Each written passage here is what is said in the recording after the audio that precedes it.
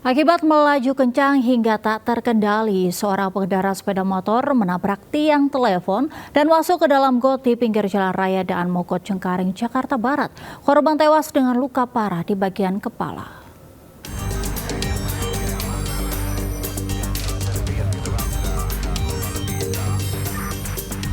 Seorang pengendara sepeda motor tewas dalam got di pinggir Jalan Raya Daan Mogot Cengkareng, Jakarta Barat. Sebelumnya, korban menabrak tiang telepon setelah melaju kencang dari arah Tangerang menuju Cengkareng. Benturan keras membuatnya terpental hingga masuk got dan tewas dengan luka parah di kepala. Korban diketahui atas nama Joko Purwanto, warga asal Kabupaten Tangerang, Banten. Kondisi korban seperti apa, Pak?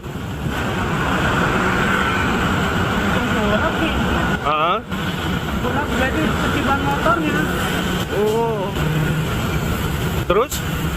Ya meninggal lah, nggak tahu ininya. Guna kepentingan autopsi, jenazah korban dievakuasi ke RSUD Tangerang, Banten. Kini, kasus kecelakaan ditangani Kepolisian Unit Laka Lantas Jakarta Barat. Jakarta, Miftah Gani melaporkan. Akibat sopir tak kuasai medan jalan, sebuah minibus terperosok ke aliran kali di perumahan Bukit Cengkeh, Cimanggis, Kota Depok.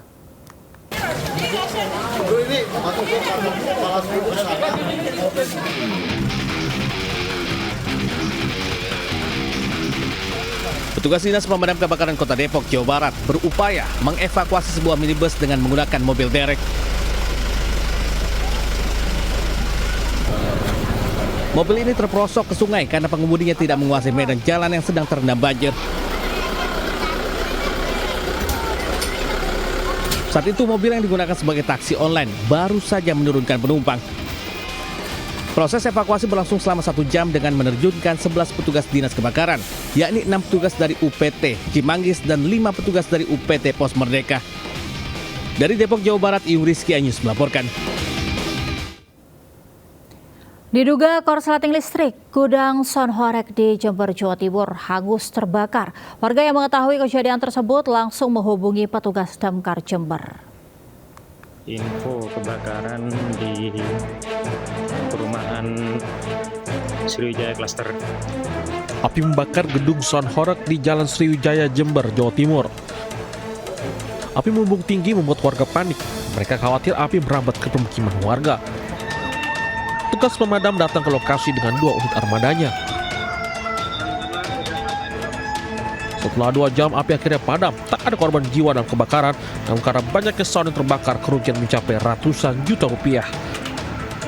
Dari Jember, Jawa Timur, Bambang Sugiarto melaporkan. Kebakaran juga melanda hunian pekerja konstruksi 1 Ibu Kota Nusantara, sementara kebakaran hebat melanda kilang minyak milik PT Pertamina di Kota Dumai, Riau.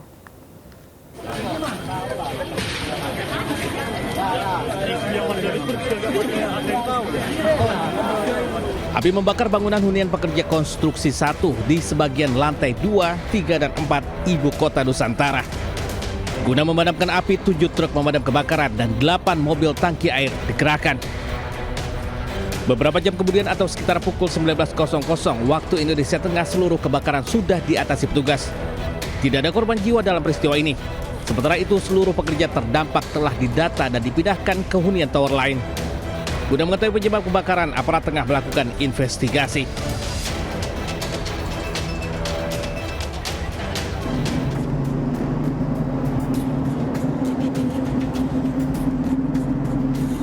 Kebakaran hebat melanda kilang minyak milik PT Pertamina di Kelurahan Tanjung Palas, Kecamatan Dumai Timur, Kota Dumai, Riau. Besarnya api membuat kobarannya terlihat dari kejauhan. Ambulan masuk lagi. Ambulan. Sejumlah ambulans tampak masuk menuju ke lokasi kebakaran. Warga yang penasaran pun ramai mendatangi lokasi. Menurut pengakuan warga, sebelum terjadi kebakaran terdengar suara ledakan dahsyat kilang minyak tersebut. Keterangan Humas PT Kilang Pertamina Internasional, kebakaran terjadi di lokasi H212 dan saat ini pihak perusahaan tengah berusaha mengendalikan kobaran api. Belum ada keterangan resmi terkait penyebab dan jumlah korban akibat ledakan kilang minyak ini. Dari Kota Dumai, Riau, Diki Kurniawan, iNews melaporkan. Kita ke informasi lainnya, ratusan siswa di Ngawi, Jawa Timur dan Garut, Jawa Barat terpaksa dilarikan ke puskesmas usai santap MBG. Kasus keracunan juga terjadi di Agam, Sumatera Barat.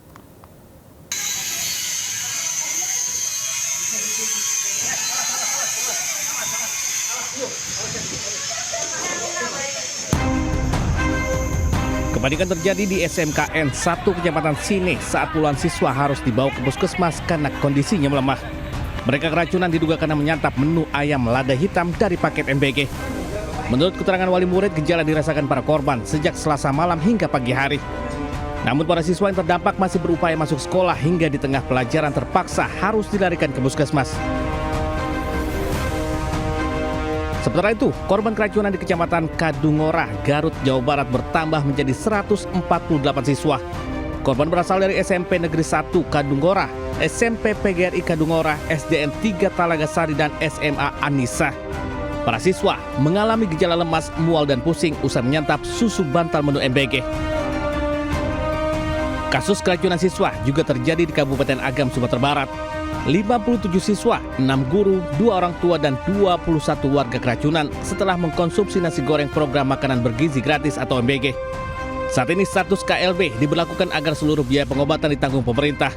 Sementara dapur MBG Kampuang Tangah ditutup sementara hingga penyelidikan selesai. Tim Liputan iNews melaporkan. Pemirsa, menjelang HUT TNI ke-80, Monas berubah menjadi pangkalan militer. Ribuan TNI memadati Monas untuk melaksanakan gladi bersih. Ribuan personil TNI dari 3 matra, yaitu Angkatan Darat, Angkatan Udara, dan Angkatan Laut, menggelar gladi bersih di kawasan Monas, Jakarta Pusat. Rangkaian gladi bersih dilakukan mulai dari upacara hingga parade militer. Berbagai jenis tank dan kendaraan militer juga disiapkan untuk ikut dalam parade puncak perayaan HUT TNI ke-80 yang akan dilaksanakan pada 5 Oktober mendatang. Tahun ini, TNI mengusung tema TNI Prima, TNI Rakyat Indonesia Maju. Presiden Prabowo Subianto menyaksikan pameran Sailing Pass kapal perang milik TNI Angkatan Laut di Tegah Teluk, Jakarta. Kegiatan ini dilakukan untuk menyambut HUT ke-80 TNI pada 5 Oktober mendatang.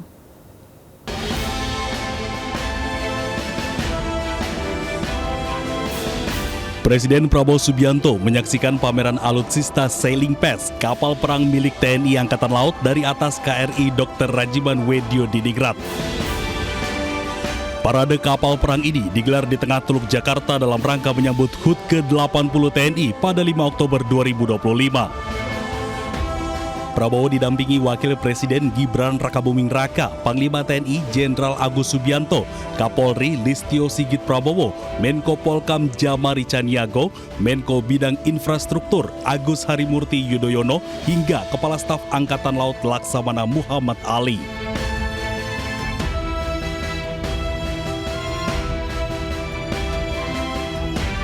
Presiden dan pejabat negara lainnya menyaksikan parade militer kapal perang TNI AL yang dipimpin kapal perang terbesar di Asia Tenggara, yaitu KRI Brawijaya 320. TNI AL mengerahkan pasukan khusus laut serta 51 unsur kapal perang dan 2 kapal latih taruna Akademi Angkatan Laut, yaitu KRI Dewa Ruci dan KRI Bima Suci. Ada beberapa perwira yang kita beri kenaikan pangkat istimewa, juga kepada satuan-satuan TNI yang juga telah memberi dharma baktinya dengan baik. Penghargaan ini tak hanya diberikan kepada perwira aktif, namun juga perwira yang telah pensiun. Dari Jakarta, Salam Pulungan, Rizky Yulianto, iNews melaporkan.